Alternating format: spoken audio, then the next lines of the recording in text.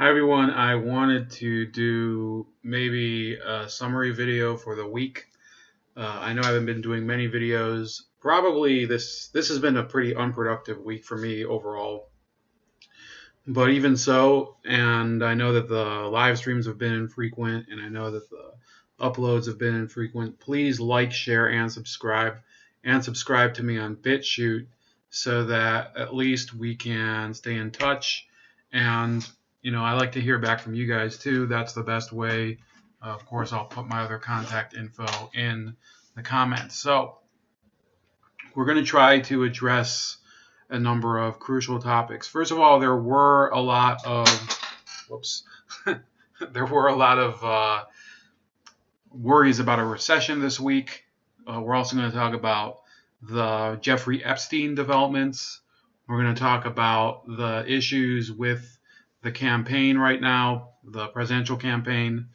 And I think we'll also talk about, especially the Rashida Tlaib and what's her name? Ilhan Omar decision to bar them from going into Israel on the part of the Israeli government, as well as the refusal of Tlaib to accept the humanitarian offer tendered by the Israeli Interior Minister Aryeh Deri. So I'll try to follow in that order and be brief with each of them. So the worries about the recession are, I think, wholly justified. We have a real problem in the United States. People should stop focusing on the politics and start focusing on the metrics. There's a lot of unpaid debt. There's a lot of commitments that are, especially the Social Security issue at the moment, where the U.S. Treasury is essentially borrowing from Peter in order to pay Paul all the time.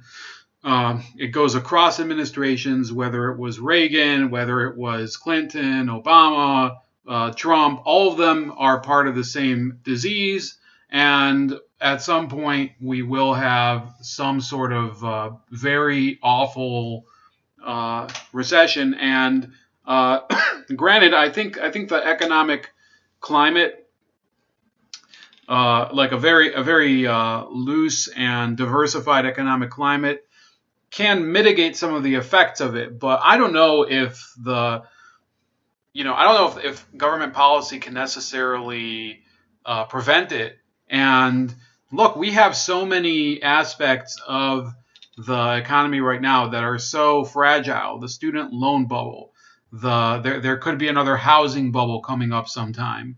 There are currency issues. There's this move by some of our foreign adversaries to get off of the dollar. So they're dumping a lot of their dollar reserves and getting on the yuan or on other currencies.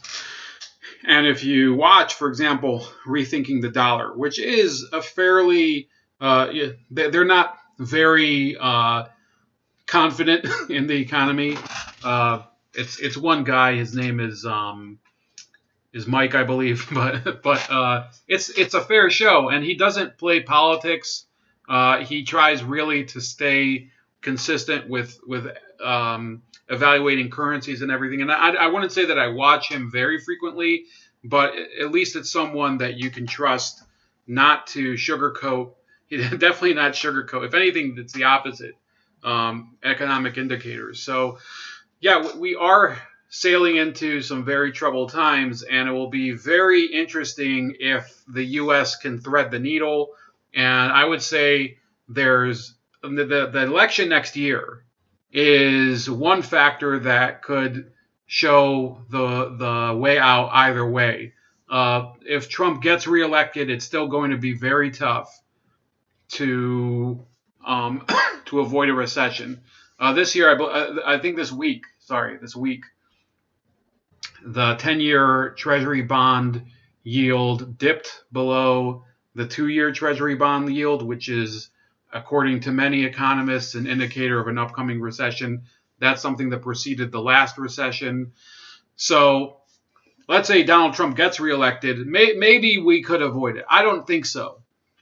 I think that it's too much to expect the president to be able to do it. But if let's say you get somebody like Kamala Harris or Joe Biden into office, we're for sure going to have a lot of problems, and I think the recession will be hard to avoid either way. So I don't know if you can even vote based on the economics next year. Obviously, there's a problem um, with the general economic vision of almost any Democrat, probably all the Democrats at this point. So yeah, that's about it for talking about the recession. I'm going to talk about the Jeffrey Epstein revelations right now. So you can see my Twitter feed on the right. We're going to get into that a little later. You're probably wondering, why is his Twitter feed on the screen? Well, that's going to be concerning the Rashida Tlaib issue. But yeah, I think it's not very productive to comment on topics within 24 hours if you have this shadow of a doubt which way it's going. And the Jeffrey Epstein topic was one that I think everybody knew, everybody who really was honest with themselves knew was not going to be very easy to believe the official story. Okay, this idea that this guy who had been, it was known that he'd attempted to commit suicide or allegedly attempted to commit suicide, and he had been on suicide watch, and the world knew about it.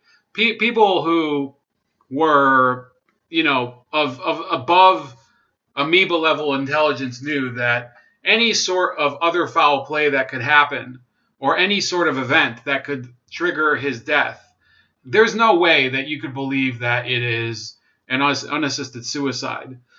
So we do know now, and this is like common knowledge, so I'm not even going to delve very far into it, that his hyoid bone was broken, and other details that are very well known now are that when you have a blanket in lockup, it's not exactly it's not like, or sorry, a sheet, a bed sheet. It's not like these cotton bed sheets or silk bed sheets that you could tie into a knot and hang yourself with, God forbid.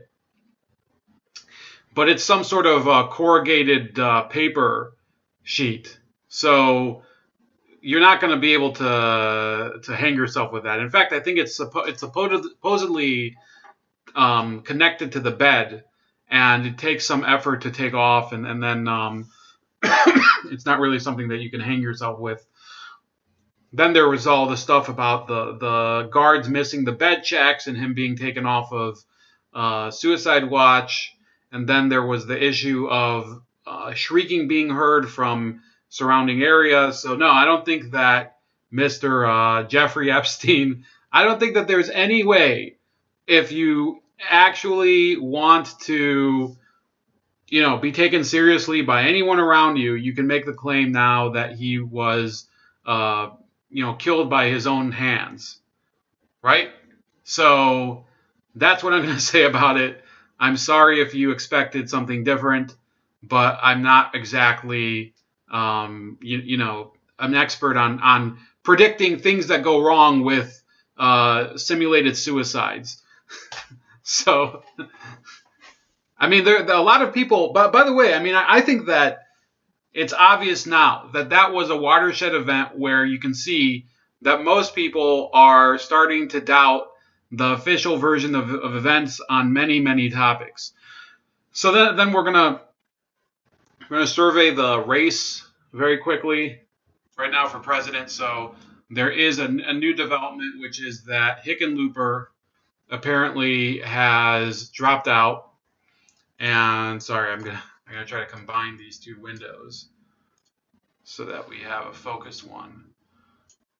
I know the prep isn't the best right now, but to be honest with you, this channel is not really my number one priority anymore. My number one priority is finding ways to reach people, and YouTube is not the best way. And I'm sorry for the viewers, and I appreciate you guys, but it just isn't really helping. So you have these polls, including from Fox News, that are showing Joe Biden having a 12-point lead on Trump nationally, Elizabeth Warren having a 7-point lead Bernie Sanders having a 9-point lead, even Kamala Harris having a 6-point lead. Apparently, Trump can't beat any of these people, even though the majority of them don't seem to be able to do anything at all. You know, Kamala Harris, I would say her campaign is it's on life support right now. She needs to get some traction, or she is done. Okay, and I'll explain why I think that she is not really going to go anywhere. So first of all, let's go into some of these polls. This is the Harvard-Harris poll. It still has Biden ahead by 15 points, and Sanders in second place with 16. So that was over here. And then you have after that one is The Economist, which has him with a 3-point lead over Warren. The Economist, I would say, is a little bit more reliable than the Harris poll. And then, of course, Fox News has Biden ahead by 11 points over Warren. So all these discrepancies, I feel, are leading towards this conclusion that a lot of these people are simply going to have to drop out at some point, or we're going to see a very lopsided result in the Iowa caucus. And I'll explain what I mean. At the Iowa caucus, once this is the way I understand it. So when you go to participate there, you don't just put your ballot into the box or into the machine or whatever and get some sort of and get to leave. You end up having to stay there the whole time, and then everybody has to go to one side of the room if they support, let's say, Pete Buttigieg, and if you support Kamala Harris, you go to a different part of the room. And from what I understand, there's going to be a large block of people that'll vote Biden no matter what. And that group of people, you're going to have a few people that I think will waver between Biden and some other people like Warren or whatever. But ultimately, he has the most solid group. And this is something that Styx Hexenhammer has alluded to, that he has a high floor, which is a problem for the other candidates. Whereas the other candidates, they have a low ceiling. Right, so Amy Klobuchar, I'm sorry to tell, most people are not really looking at her seriously as an option, so she has a very, very low ceiling. Okay, the viability issue is really the problem. So Joe Biden, yes, he had all these gaffes, as they call them. The one about how poor kids are just as talented or just as bright as white kids, and there was another one where he said we value truth above facts. And I think he's going to have problems, but he has problems that are less than the ones that some of the other candidates have. The candidates that are really, really struggling right now are Beto, Kamala Harris, and people like Kirsten Gillibrand, and you could probably say, Bill de Blasio is near last place. Jay Inslee, you can see, has no support whatsoever. That's what's so funny. So you have these people who are supposedly in executive positions, like de Blasio and Jay Inslee, that are eventually they're going to be called into account for not coming home and doing their job when they have virtually no support. So I consider those people to be virtually irrelevant to the race. Okay, you already had John Hickenlooper drop out, and he's not even in office. You will probably see Tim Ryan have to drop out, maybe even before the next debate. Because as of right now, I don't believe he's even qualified. Last time I checked, he did not qualify, and it doesn't look like he will. Not based on the donor criteria and not based on the polling criteria, and neither would Michael Bennet or de Blasio or Bullock or Gillibrand. I can't see for the life of me why anybody would vote for her. And then you have Tom Steyer, who has been accused by Bullock of buying his way onto the debate stage. I think there's actually an article on that. So we'll pull that up real quick. So I guess we'll play this. I don't think it's too long. Hopefully I won't get bumped by it. Continue. Oh, for Christ's sake.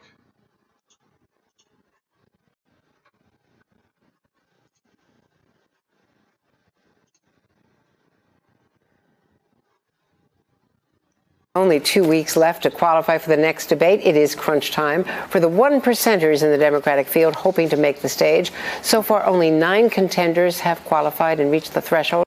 So Andrea Mitchell actually calls them one percenters, which is very it's not a good thing to be called a one percenter in a party that claims that it's for the 99%. Even though we're talking about something different here, we're talking about polling as opposed to income.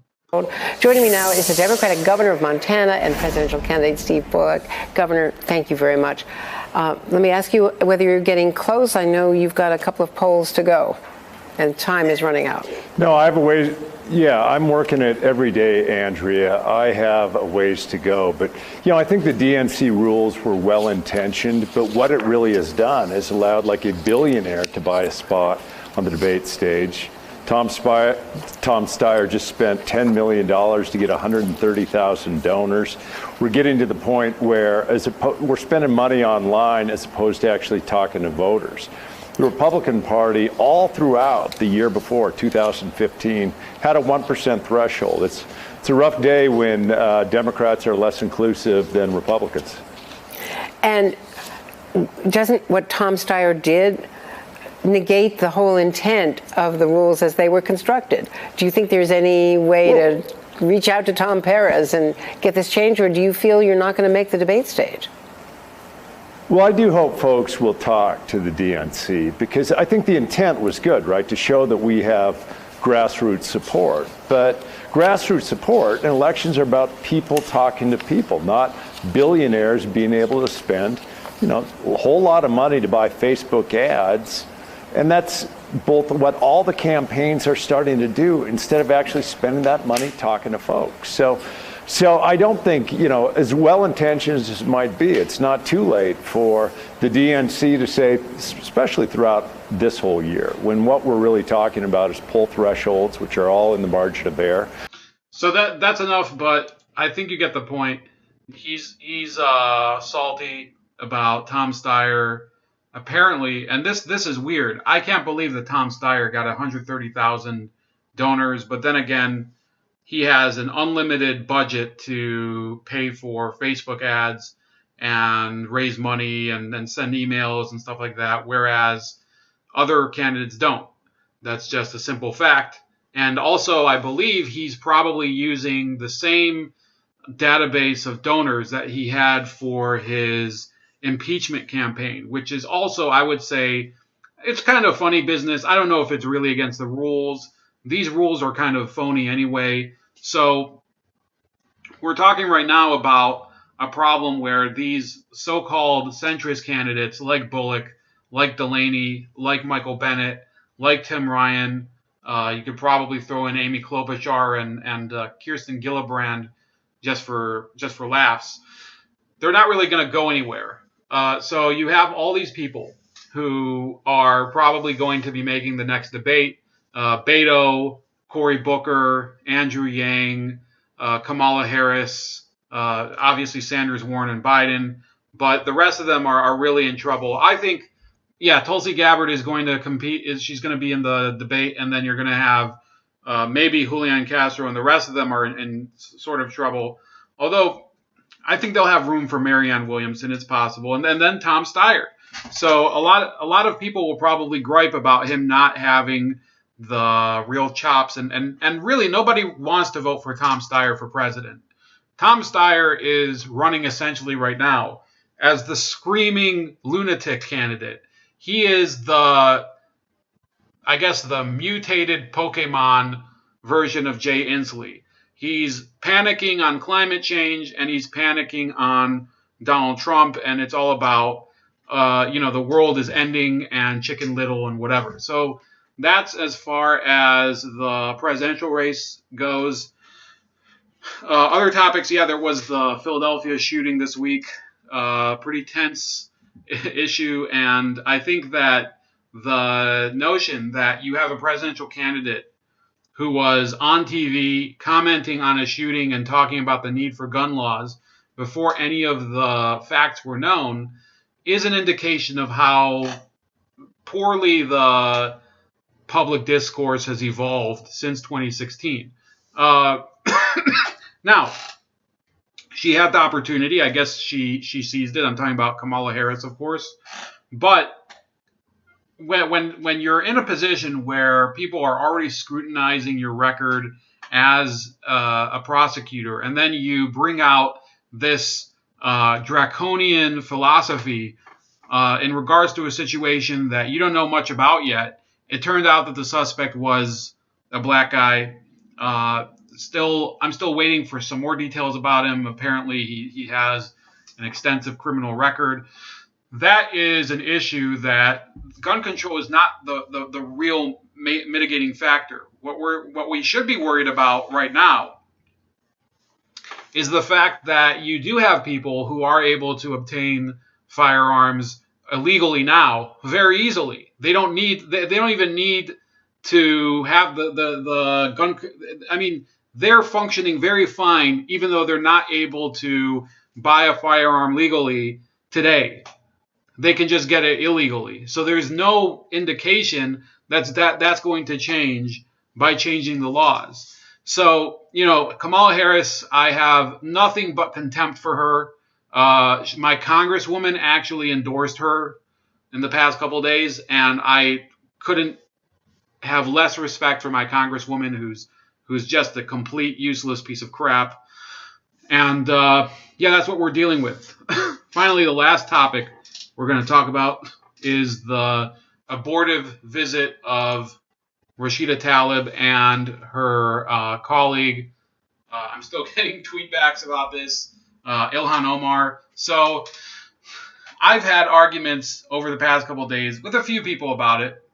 I'm not going to lie and say that I'm impartial, but I will say this, okay? There are a lot of people who are saying that by virtue of being a member of Congress and wanting to visit a country that the U.S. gives foreign aid to, you have an intrinsic right to go there and do whatever the hell you want there. And I don't agree. I, first of all, have an issue with foreign aid, period. And we will have a debate about that probably on Sunday with a supporter of foreign aid, specifically foreign aid to Israel. I oppose foreign aid for any country, and I don't discriminate. I think it's actually better for most countries that we give foreign aid to that we don't give them that assistance, because it reduces their dependency on us. We can develop a more healthy relationship based on trade and commercial ties. So what essentially has been the debate is whether these ladies were entitled to automatic access to Israel's borders, because, as you would know if you looked at the issue, the Palestinian Authority, which is where these ladies were supposed to visit mainly, does not have border controls. All the border controls are under the control of the Israelis, because there has not been a final status peace agreement between the Israelis and the Palestinian Authority as set out through the Oslo process begun in 1993. So the Palestinian Authority, even though for decades has said that they are going to declare independence, and they have made overtures to declare independence, in point of fact, their status on an international level is that of a territory, in the same way as you would relate to a place like Kurdistan. Kurdistan has very, very clear autonomy from the Iraqi government. I'm talking about the Iraqi part of Kurdistan, but they don't have sovereignty on the international level, meaning that the government of Kurdistan doesn't really have the ability to sign binding treaties with other sovereign states. So if Kurdistan wanted to sign a treaty with, let's say, Azerbaijan, they can't do it. They would need there would have to be some sort of oversight and approval from the Iraqi government in Baghdad.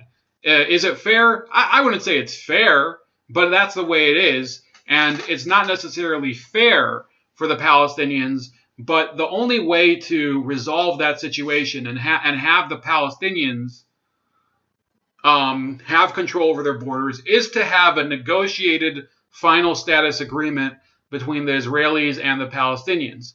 Now, what happened was that the two congresswomen Tlaib and Omar, and apparently a third congresswoman who's unnamed. And I could guess it would be someone who is part of the same mindset. Someone possibly Betty McCollum, who's another Minnesota congresswoman.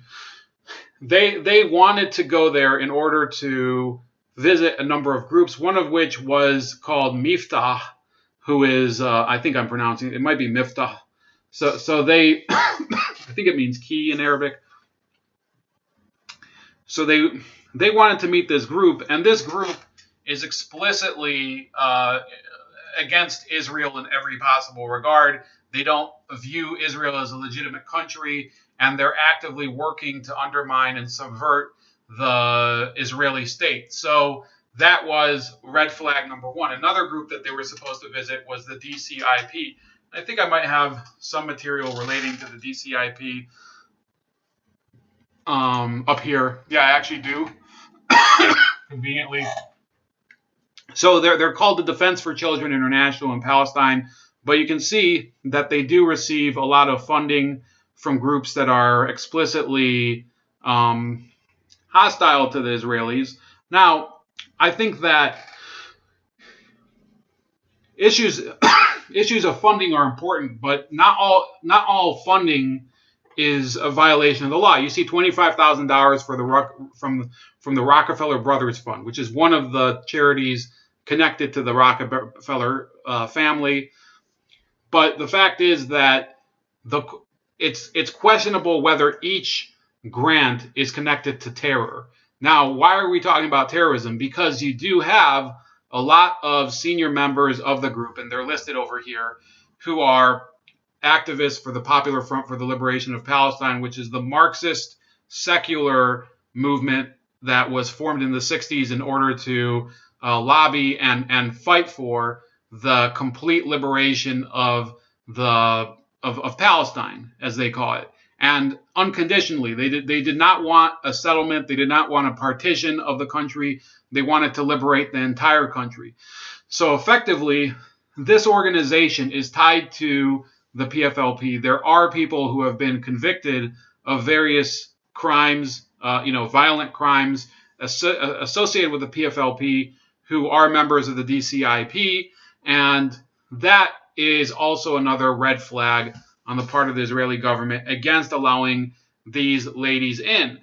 And therefore, based on the totality of circumstances, the Israeli Interior Minister, Aryeh Deri, decided, and there's a video, but it's in Hebrew, that notwithstanding the damage it would cause to Israel's ties to the United States and the fact that generally American members of Congress are afforded respect when they want to visit Israel, he ruled against it.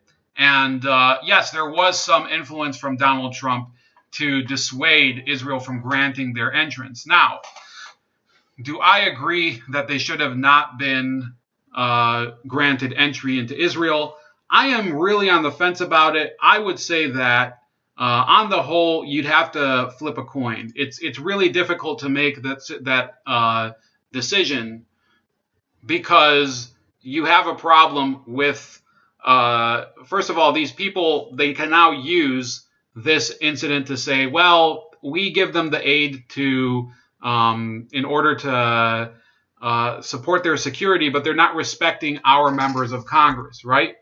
Okay, bearing in mind that I myself, speaking personally, I'm a former, I did serve in the Israeli army, so take that as, full disclosure. But there is a case for the Israeli government having to admit these members of Congress because they are accepting American aid.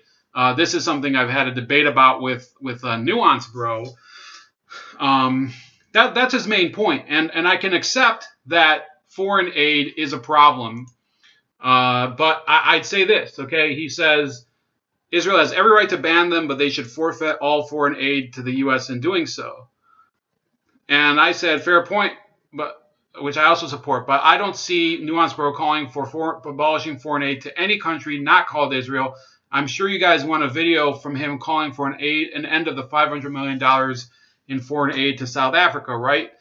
So I think we have on this issue a lot of people who agree on so much, but on what we disagree very heavily, which is that there are people who want the foreign aid to end to Israel because they dislike Israel explicitly, and this is just one aspect of it.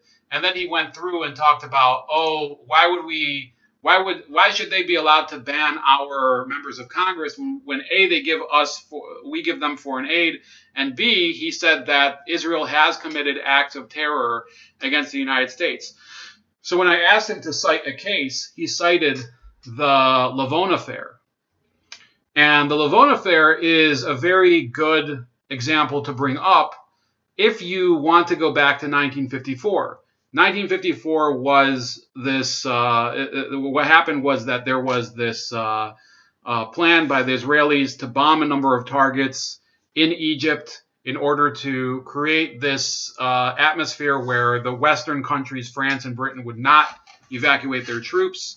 And therefore, there was a bombing at the U.S. consulate there when I think that they had a library there back in 1954, and the Israelis planted some bombs in the library for after the library closed in order that there would not be casualties, but there would be damage.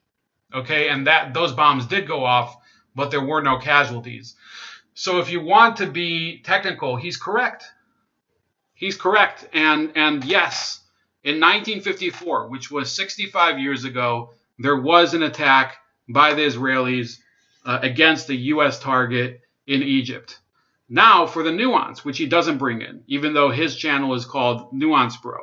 In 1954, Israel was not receiving military or foreign aid of any type from the U.S. In fact, I don't even know if the U.S. aid agency existed at the time. USAID stands for U.S. Agency for International Development. So at the time, the relationship was completely different. The big beginning of the U.S.-Israel aid relationship was in the late 1960s. I think it was in 1968 under President Johnson. He started to send actively military aid to Israel. Until then, all of the Israeli military hardware was either manufactured locally or imported from France, I believe. So we're talking about a fact that he brought up correctly, the Lavon affair, but one that is not really relevant to Israeli American relations since 1968. Now, if you want to bring up the USS Liberty, okay, the USS Liberty was a case, I believe it was in 1967, where an Israeli aircraft fired on a ship, the USS Liberty, near the Egyptian city of El Arish over in the Mediterranean Sea. Okay, I'm not going through the whole thing. And several sailors were killed in this incident. And the allegation is that the Israelis could clearly see the American flag flying at the mast, and there is certainly evidence as such. Now, and also I believe that the American ship was trying to raise them on the radio. That's another allegation. Now, just like with the Lavon affair, there has been things that have changed since then. First of all, the Israeli government did pay restitution, I believe in 1981, to the U.S. government and the families of the servicemen who were killed in the attack on the USS Liberty. Therefore, while it does not make them whole, it is an acknowledgement of guilt. It's an acknowledgement of responsibility. And you cannot make the claim that the Israeli government does not recognize that its role in that incident. So I want to ask this: has the Saudi Arabian government acknowledged in court any role in 9/11 or other attacks that have happened on our soils? I am not aware of any such acknowledgement. So while there have certainly been numerous incidents that have shaked the confidence of the Israel-American relationship, including the two that I mentioned, the Lavon affair and the USS Liberty. He didn't bring up the USS Liberty, but a lot of people do. And Jonathan Pollard, and I believe Larry Franklin was the name of the Israeli spy in the FBI. All of those incidents are ones that are part of an evolving U.S.-Israel relationship. In fact, there were allegations, that Yosef Amit, this Israeli major, had been spying on behalf of the United States. So I would say this: should the American government end foreign aid to Israel? I would say absolutely. We should end foreign aid to all of the countries that we currently have such arrangements with, and replace those arrangements with trade relations and maybe trade agreements and things like that. That is the philosophy that I like to bring to the table. One more note. We're actually running pretty long. I might as well have done a live stream. But in any case, the real issue that should have been brought up during this whole nonsense fight between Rashida Tlaib and the Israeli government and the Trump administration and everyone was, what is the ultimate goal of this entire chapter in Israeli-American-Palestinian relations? The real goal, if you want something to change for the better, should be a final status peace agreement. So Rashida Tlaib and Ilhan Omar could have said, we're going to meet with the president of the Palestinian Authority, Mr. Abbas, Mahmoud Abbas, and then meet with Netanyahu or meet with the foreign minister of Israel. I don't know who he is, but we would broker an agreement to start negotiations afresh. And that, I believe, would have been something that would have really been hard for the Israelis to refuse, even if those ladies had ended up going and visiting those organizations that I mentioned that are red flags for the interior minister.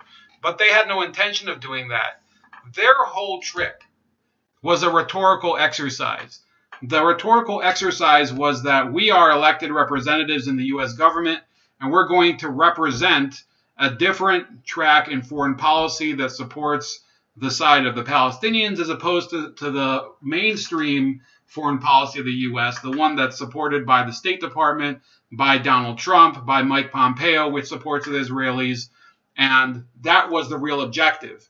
And therefore, this is important, their trip does not in reality represent the interests of the United States as a whole. Okay, when you send someone who's been confirmed by the Senate, let's say it's Pompeo, let's say even John Bolton, and I don't like John Bolton, but their role is as a representative of the United States as a whole.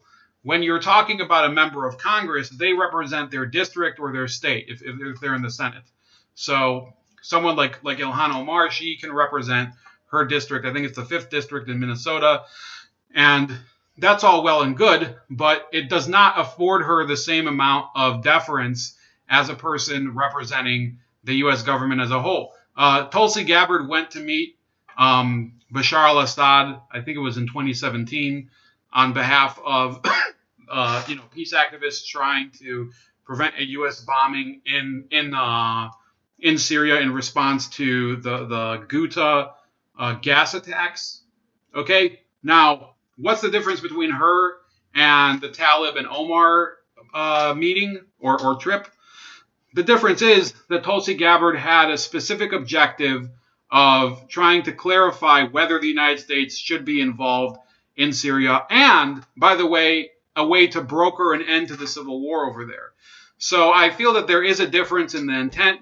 There's a difference in the function of the visit. There's a difference in the fact that Bashar al-Assad, whether you like him or not, is the internationally recognized president of Syria. And the people that Rashida Tlaib and Ilhan Omar were visiting don't have any sort of status in the country that they live in, except as activists and in some cases possibly combatants in a conflict there. So that's about it. I hope you enjoyed this. I will probably be releasing this pretty soon. So enjoy your weekend. please like, share, and subscribe. Also, subscribe to me on BitChute and on Minds, as well as donate on Subscribestar. Those 3 have the screen name at Chef Leopard, and you can also find me on Gab at Starscream85, and of course on Twitter at Chef Leopard.